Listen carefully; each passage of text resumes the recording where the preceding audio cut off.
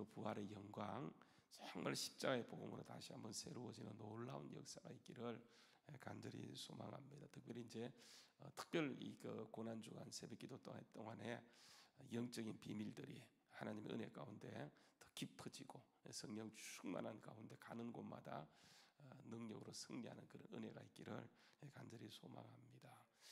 여러분, 이 고린도 교회, 이제 하나님 말씀은 이게 이제 하늘에 뚝 떨어지는 것이 아니고 우리의 삶과 아주 밀접한 관계가 있어요. 밀접한 관계.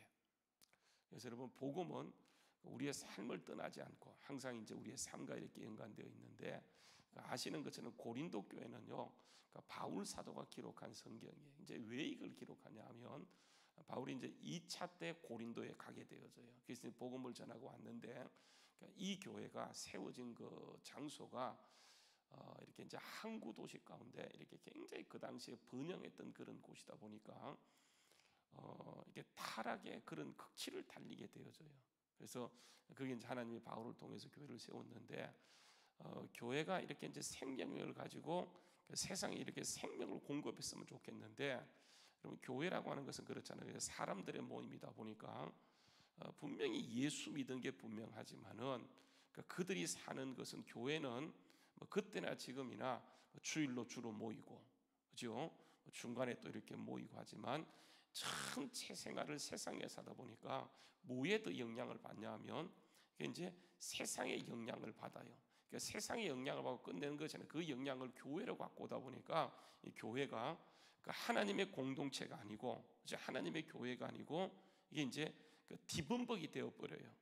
그래서 예배는 하지만, 찬양은 하지만 교회의 모든 모습들이 세상과 크게 비슷해요. 어떤 면에서 세상에도 없는 그런 모습이 교회 안에서요 이상하게 드러나게 되어서, 그래서 이제 이 문제를 해결하기 위해서 바울 사도가 편지를 써서 보낸 것이 이제 고린도 서신이에요. 근데 여러분 아시는 것처럼 바울이 고린도에 대한 애착이 굉장히 큽니다. 그래서 일반적인 교회는 문제가 있을 때마다 한 번 이렇게 성경을 써서 보내요. 그래서 이제 그게 갈라디아서, 또 에베소 교회 보냈던 성경이 에베소서 이렇게 알잖아요, 그죠? 근데 바울 사도는 고린도 교회를 대해서는 4번의 그 편지를 보냅니다. 4번. 근데 이제 우리가 보관되는 것은 그 4권 가운데 2권만 보관되어져서 그것을 고린도전서, 고린도후서라고 이렇게 얘기하게 되어져요.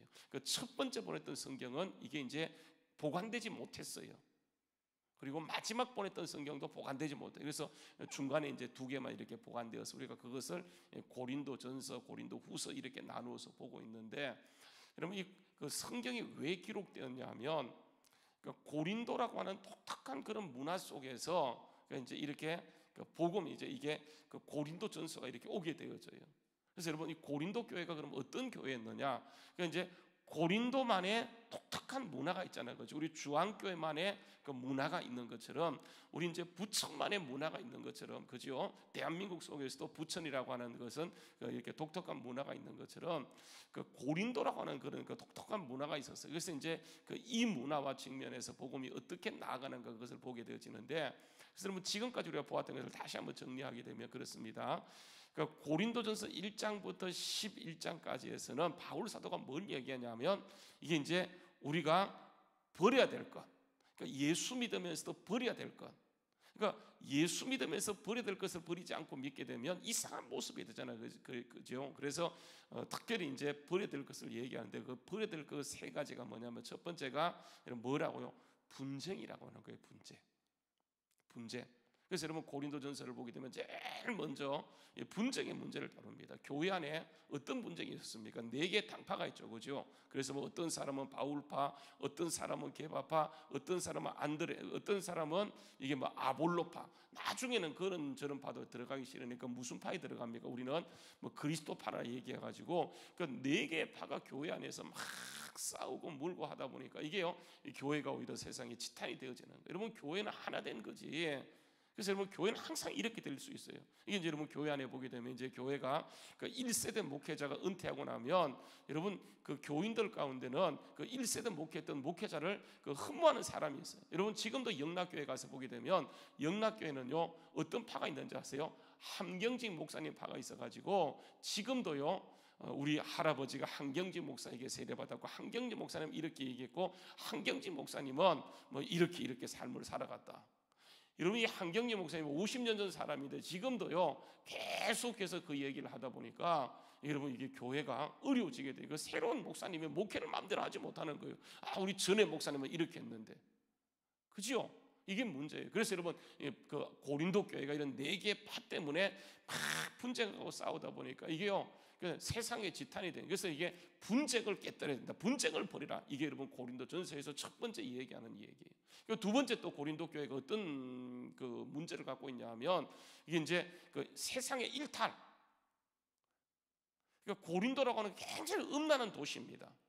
잘 살다 보니까 결국은 사람이 살게 되면 여러분 이게 어느 정도 먹고 살게 되면 그때부터 사람은 자꾸만 이제 일탈을 임삼게 되어져요. 그래서 우리 뭐 보게 되면 N번방 사건 이런 것들 보게 되면 정말 먹고 살기 힘든 사람은 거기에 관심도 없고요. 좀 살기 좋아지게 되면 그때부터 뭐 또 재밌는 게 없나 그렇게 해가지고 눈 돌리는 게 뭐냐면 다 그쪽으로 가도록 돼 있어요. 이 고린도 도시가 정말 잘 살고 그렇게 되어지다 보니까 이게요 이상한 데 방향을 돌리게 되어지는데 이게 교회 안에 들어오게 되어져요. 그래서 음란의 문제. 그래서 여러분 사람은요 음란이에요. 지금만 음란한 게 아니고 여러분 사람은요 범죄하면서 생긴 문제가 음란이에요. 음란. 여러분 잘 알잖아요, 그죠? 아시는 것처럼 그 소돔과 고모라가 왜 망합니까? 망하는 이유 음란 때문에 망하는 거예요. 음란. 로마의 도시가 그렇게 발전했지만 여러분 로마가 그 완전히 하나님께서 이게 그 흔들어 버리는 이유가 뭡니까? 이게 음란의 문제예요. 음란의 문제. 고린도가 잘 살다 보니까 음란의 문제인데 이 음란의 문제가 어느 정도 음란인지 다시 한번 보죠. 6장에 가서 보게 되면 바울 사도가요 5장이네요. 5장이 이렇게 얘기합니다.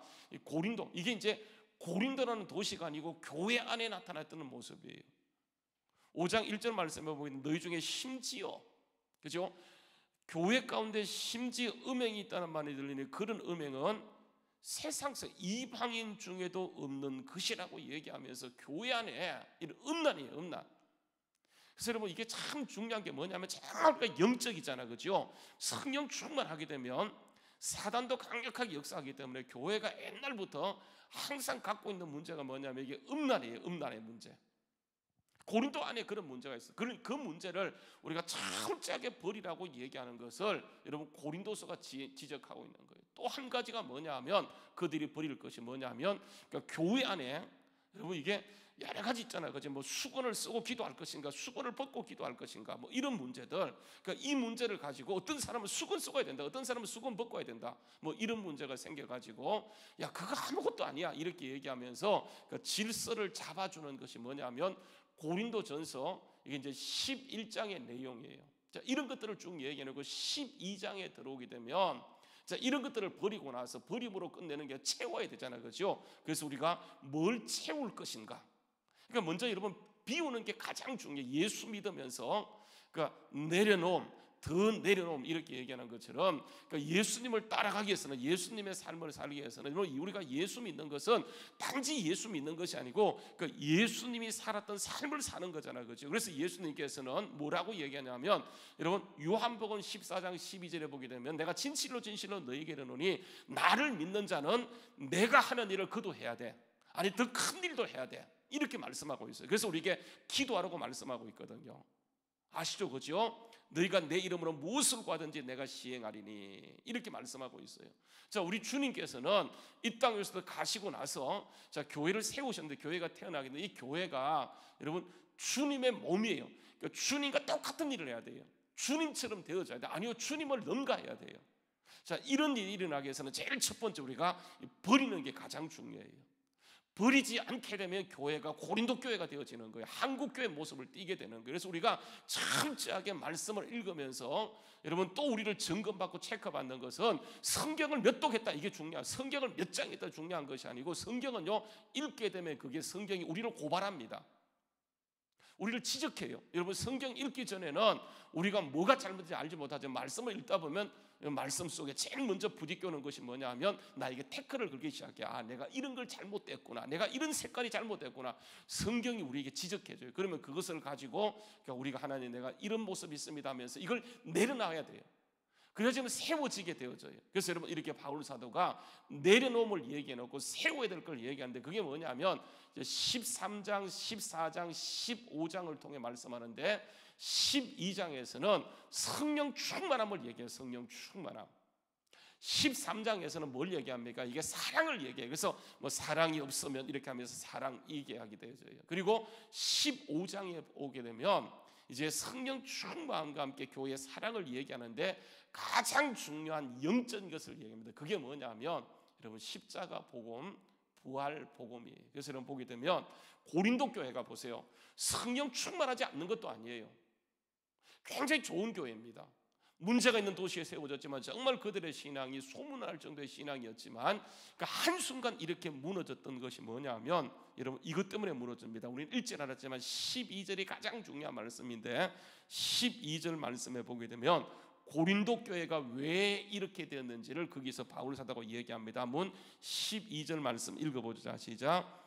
그리스도의 죽은 자 가운데서 다시 살아났다 전파되었거늘 너희 중에 어떤 사람들은 어찌하여 죽은 자 가운데서 부활이 없다 하느냐. 부활을 부정하는 사람들이 교회 안에서 이게 자꾸만 무리가 되어지는 거예요. 여러분 왜 그런지 아십니까? 너무 잘 살다 보니까 죽어서 천국 가야 되는데 어디가 좋아요? 여기가 좋은 거예요. 여러분 그걸 자꾸 부정하고 싶은 거예요. 사람은요 자기가 이해하지 않는 것은 믿지 않으려고 하는 경향이 있어요. 부활 사건은요 이게 설명이 안 돼. 여러분 아시는 것처럼 예수님이 오셔서 여러분 공생애 3년 동안 말씀을 전가하시는 말씀의 핵심이 뭐냐면 예수님께서 예루살렘에 올라가셔서 붙들려서 고난받고 너희 죄 때문에 죽고 예수님이 다시 부활하여 어디로 간다고요? 갈릴리로 가리라고 말씀했지만 여러분 알고 있는 것처럼 그 부활을 믿은 사람이 아무도 없어요. 제자들도 믿지 못해요. 여러분 여자들이 부활 그 안식구 첫날 무덤을 찾아가게 되어지는데 막달라 마리아, 다른 마리아, 뭐 요한나, 수산다 같은 그런 여자들이 무덤을 찾아가게 되어지는데 여러분 이들이 무덤을 왜 갔을까요? 부활하신 주님을 만나러 간 것이 아니고 왜 갔습니까? 이게 예수님의 시신에 죽어 있는 예수님의 시체에 어떻게 하면 좀 시체가 덜 썩도록 하기 위해서 이렇게 향품을 좀 뿌려주고 오기 위해서 간 거예요. 그러니까 누구 한 사람요 부활을 믿은 적이 없어요. 왜냐하면 부활이라고 하는 것은 이게 여러분 우리가 이해하는 영역을 벗어난 거예요. 여러분 사람들이 보세요. 왜 예수 믿고 구원받았음에도 불구하고 이게 벗어나지 못하냐 하면 딱 한 가지. 그러니까 사람 이해가 안 되는 거예요.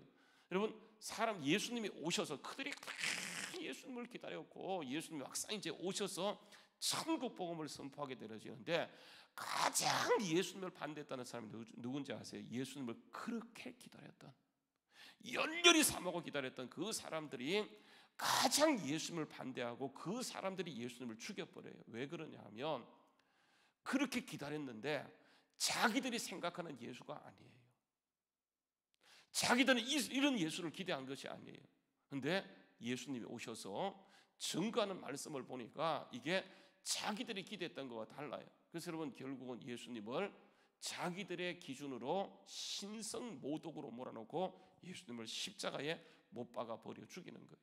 마찬가지로 고린도 교회 굉장히 좋은 교회에도 불구하고 그들이 성령도 충만해요. 은사도 있어요. 어디에서 문제가 생기냐면 복음의 본질인 이게 부활해서 무너져 버리는 거예요. 그래서 여러분 오늘 말씀에 보게 되면 초대교회부터 시작해서 교회가 딱 생긴 이후로 끊임없이 우리가 복음을 들고 나가는데 그 복음의 핵심은 뭐냐면 이게 여러분 십자가예요. 그래서 여러분 보게 되면 15장 1절 말씀에 이런 말씀, 형제들아 내가 너희에게 전한 복음이에요. 복음. 고린도에 가서 그가 바울이 했던 것은 다른 것이 아니에요. 복음을 전하는 거예요. 복음. 내가 너희에게 전한 복음을 너희가 알거니와 이는 너희가 받은 것이요 또 그 가운데 선 것이라고 하는 거예요. 우리는 복음 위에 서는 거예요. 복음을 받고 복음 위에 서는 거예요. 복음을 붙잡고 나가는 거예요. 근데 그 복음이 뭐냐 이렇게 얘기합니다. 한번 보세요. 2절 말씀 보면 너희가 만일 내가 전한 그 말을 굳게 지키고, 그러니까 복음이죠, 그죠? 바울이 거기에 들어가서 전했던 그 복음을 굳게 지키고 헛되이 믿지 아니하게 되어지면 너희가 그로 말미암아 뭘 받는다고요? 구원을 받게 되는 거예요.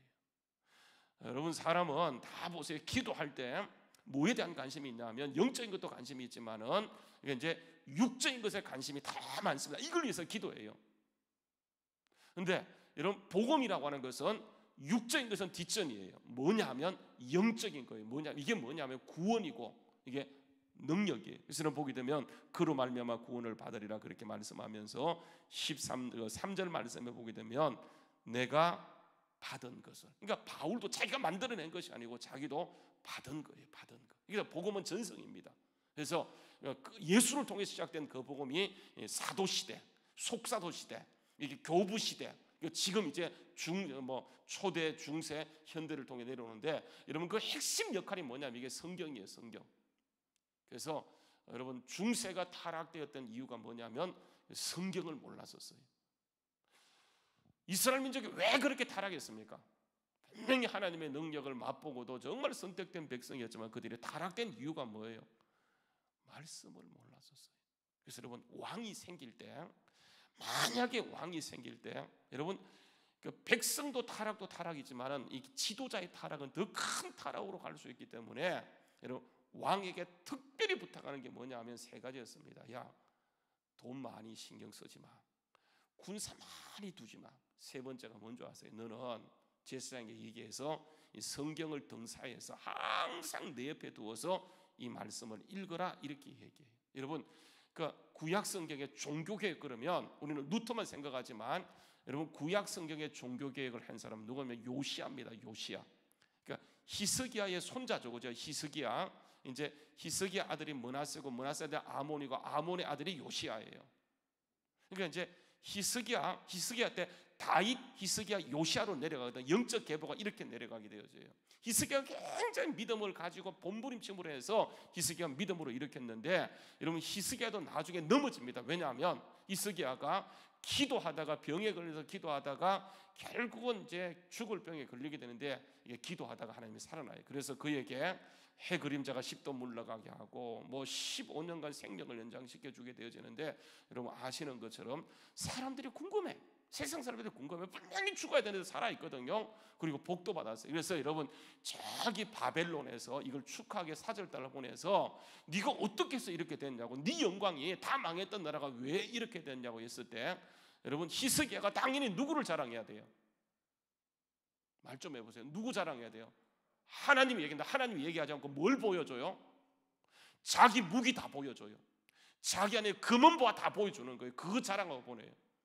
그때요, 여러분 이사야가 와서 하는 말이 뭐냐면, 당신에게 왔던 사람이 누구이며 그들에게 뭘 보여줬습니까? 히스기야가 막 자랑해요. 이런 거 보여요. 당신 나라가 결국은 망할 것입니다. 그래서 당신 때는 당신이 믿음을 가지고 있기 때문에 당신 때는 이루어지지 않지만은 당신의 아들 때에 비참한 일을 거예요. 여러분, 그래서 므낫세가요 55년간 통치하면서 가장 타락한, 아합보다 더 타락한 왕이 누구냐 하면 여러분, 이게 므낫세가 되어지게 돼요. 이게 비참해요, 여러분. 이게요.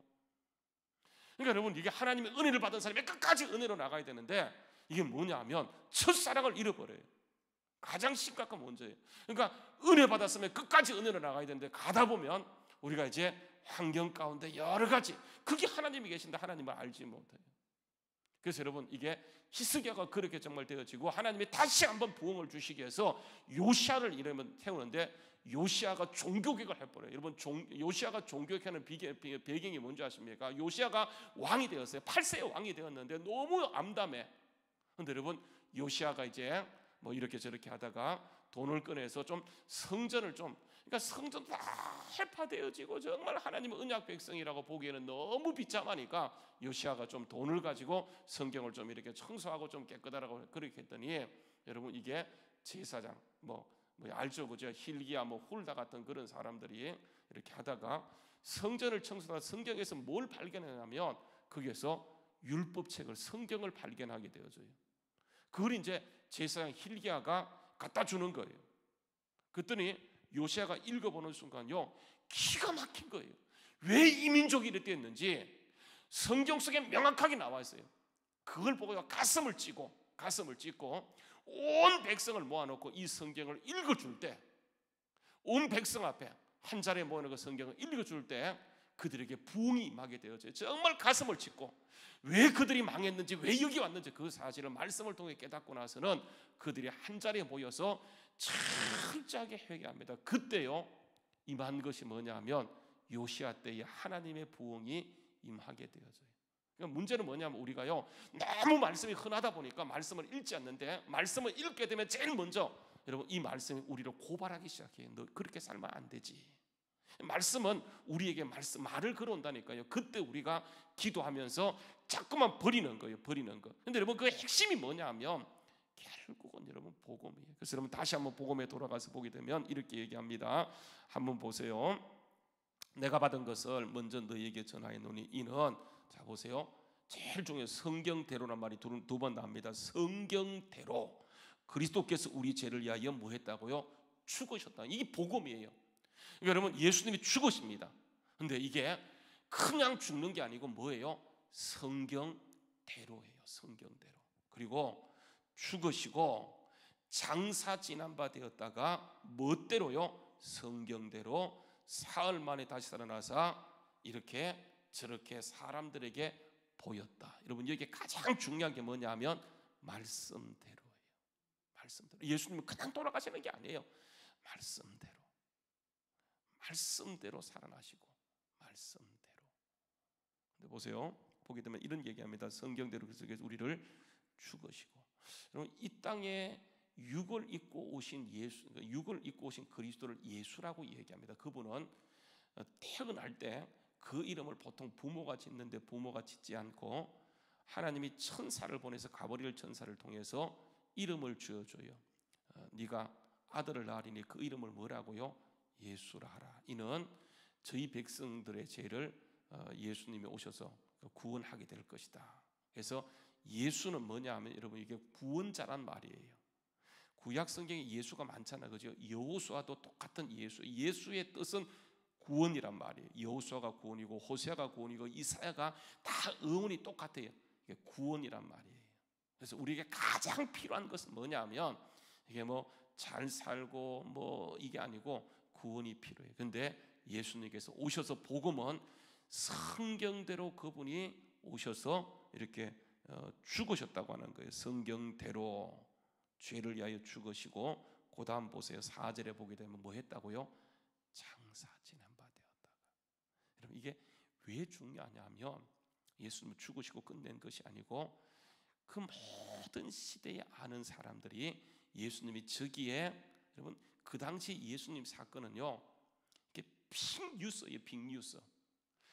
유대 한 땅에서 이루어진 것이 아니라 예루살렘 핵심 자리에서. 그래서 예수님은 사역은 갈릴리에서 하지만 변방에서 하지만 예수님이 돌아가시기 위해서 어디 가냐면 중앙에 가시는 거예요. 거기에서 모든 사람, 여러분 그래서 그 당시에 기록들을 보게 되면 그 요세푸스라는 사람은요 이 굉장히 제사장이면서 장군이고 또 이렇게 저술가인데 이분의 기록을 보게 되면 그분은 믿지 않는 사람이었지만 이 사람의 기록이 성경과 똑같이 나타나게 돼요. 그 당시에 로마가 통치했는데 로마도 예수님의 십자가 사건을 명확하게 얘기해요. 그러니까 이런 얘기가 뭐냐면 예수님이 십자가에 못 박히고 돌아가신 것은 이게 하나의 신화가 아니고 뭐라는 겁니까? 이게 하나의 팩트라고 하는 거예요. 그래서 여러분 예수님은 돌아가시고 그냥 시체를 유기한 것이 아니고 모든 사람이 아는 그 장소. 그래서 여러분 여기 등장하는 사람은 아리마대 사람 요셉. 아리마대 사람 요셉은 굉장히 부자입니다. 이 사람이 자기가 죽게 되면 거기에 묻히려고 아주 좋은 장소에 가장 명당 중에 명당인 그 장소를 자기네서 준비해놨어요. 그건 다 아는 장소예요. 거기다 이 사람이 예수님을 장례하는 거예요. 그때 사람들이 따라가서 그걸 다 보았었어요. 그래서 여러분 장사 지냈다. 이 무덤이 중요한 이유가 뭐냐면 결국은요 장사 지냈는데 그 무덤이 나중에 가서 보니까 뭐였다고요? 빈 무덤이었다. 이 말은 뭘 의미하냐 하면 부활을 얘기하는 거예요. 여러분 그래서 고린도 교회가 좋은 교회였지만 십자가도 믿어요. 근데 그들이 뭘 부정하기 시작하냐면 부활을 부정하기 시작하는 거예요. 그래서 바울 사도가 들어가서 강력하게 전가하는 게 뭐냐 하면 십자가 부활이에요. 그래서 성경대로 죽으시고 장사 지난 바 되었다가 성경대로 3일 만에 살아나셨다. 그렇게 얘기하는 거예요. 성경대로. 여러분 보세요. 우리가 예수 믿고 살아가다 보면 여러 가지 어려움을 만납니다. 그게 성경대로예요. 성경대로. 절대로 성경은 고난을 거부하지 않아요. 근데 그 고난이 뭘 우리에게 가져오냐면 영광을 가져오는 거예요. 그럼 그때 우리가 고난 당할 때 고난을 피하려고 하지 말고 그 고난 가운데 예수 바라보게 되면 그 고난은 우리에게 장차 뭐로 갚아지게 되냐면 영광으로 가게 되어져요. 그래서 여러분 절대로 낙심하지 말고요. 우리가 만약에 보이는 것만 보고 나간다고 한다면 소망이 없어요. 그러나 하나님께서는 오늘도 성경대로 모든 것을 이루어가고 있어요. 그래서 오늘도 이 시간 우리가 부활의 상 정의로 나가게 될 때 여러분 보세요. 그래서 이 부활 신앙의 가장 핵심이 뭐냐? 부활의 몇 가지 증거들이 있어요. 그러니까 예수님 명확하게 부활했다는 그 증거의 첫 번째가 여러분 교회입니다. 교회. 교회가 여러분 왜 부활의 가장 강력한 증거가 되는지 아세요? 뭐 때문에요? 보세요. 교회가 뿔뿔이 흩어집니다. 예수님이 십자가에 못 박힐 때에 가장 핵심적인 제자였던 게바는 어떻게 합니까? 예수님을 부인하고 저주하고 떠나가요. 그 전에 12명의 중에 한 명은 예수님을 팔아버리고 핵심 제자인 베드로는 예수님을 버려 저주해버리고 나머지 10명의 제자는 다 떠나가게 돼요. 한 명도 남지 않아요. 완전히 예수님의 십자가로 교회는 박살납니다. 근데 보세요. 부활 이후에 어떻게 되십니까? 교회가 세워지는데 그 교회가 하나의 미랄이 되어서 예루살렘을 바꾸고 유대를 바꾸었고 사마리아를 변화시켰으며 여러분 소아시아 유럽을 완전히 복음화하고 여러분